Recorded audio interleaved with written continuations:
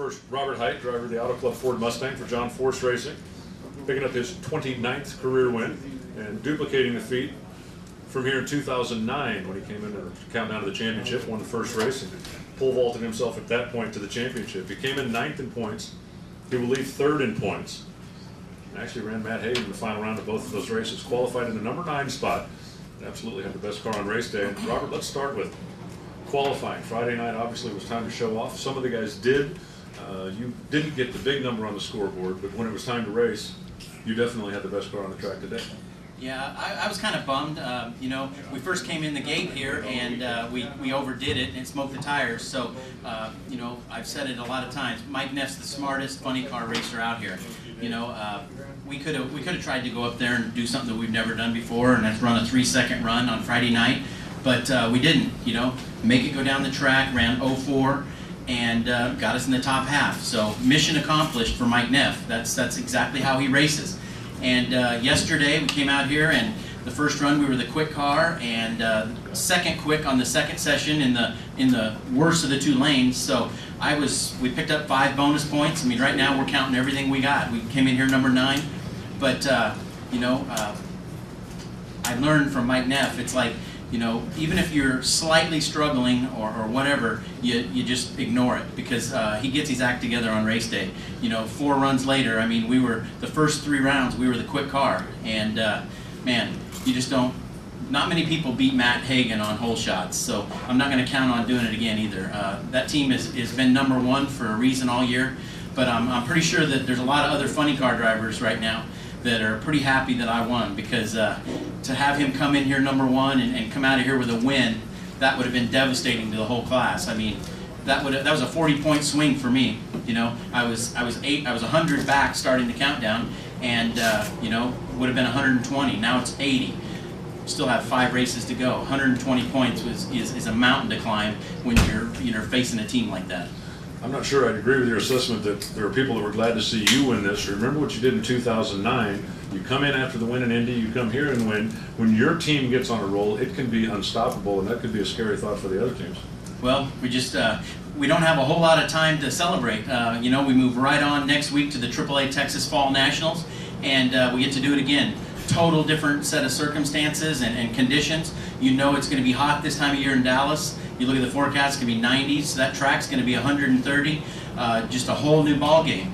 And but I heard you out there today, you kept saying, you know, when Tony Schumacher was, when he lost, you know, Leah Pruitt, he was rooting for her, and then Spencer Massey and all that. So trust me, I'm sure a lot of other funny car guys are happy that Hagan didn't come in here and run the table. What changed within the last couple of weeks? The crew chief swap was made back about Denver, I believe, when you and Mike started working together. Obviously, the chemistry wasn't bad, but it's almost like going into Indy, you flip a switch. I mean, that car, the whole attitude of the team seems like it took some kind of a turn in the last couple of weeks. Well, you know, the standings doesn't really show how good we were. We had a lot of goofy things happen. You know, I lost on a hole shot in Sonoma. On that same run, the fire bottles went off. We just had a lot of goofy things go wrong. We were blowing spark plugs out, just things, and we were better than this. And luckily, we just pulled it all together. I've got a great team. These guys work night and day. They are so meticulous. I watched them between rounds today, and I mean, the one guy as a blower, he thought he forgot oil, so he took it all back apart, and he had oil in it. But these guys aren't leaving anything to chance, and we're clicking. But like I said, this is only one race. We got a whole different set of circumstances next week. Hopefully we can pull it off again. Take off your driver hat for just a minute and be president of John Force Racing. You guys started the weekend with a huge luncheon press conference, the big announcement over at the Speedway Club. Obviously, a lot of eyes on you. You're trying to generate some attention. How big is this win in perpetuating what you're trying to do, which is gain attention? Well, it's huge. It is huge. But, you know, you got to leave it to John Force. You know, he knows that running a race team, 4 teams, and trying to win championships, which we're all doing, that's a full-time job. You know, we don't have time to be out there beating the bush, trying to find sponsors, so he hires an agency. And, you know, he wanted to make sure everybody knew he's on the market for 2015, he and Brittany. And that's going to let us focus on doing our job, because you know we've still got great sponsors for the rest of this year and next year, and we've got to do our job for them. And if we're winning races, we're going to be more marketable. So good job to him, and you know, it's going to be exciting times. It may be a little stressful, but I think in the end it could be better. Hot streak with 4 races in a row. There's no better time to do that. You don't have time to cool off or let anybody else catch up.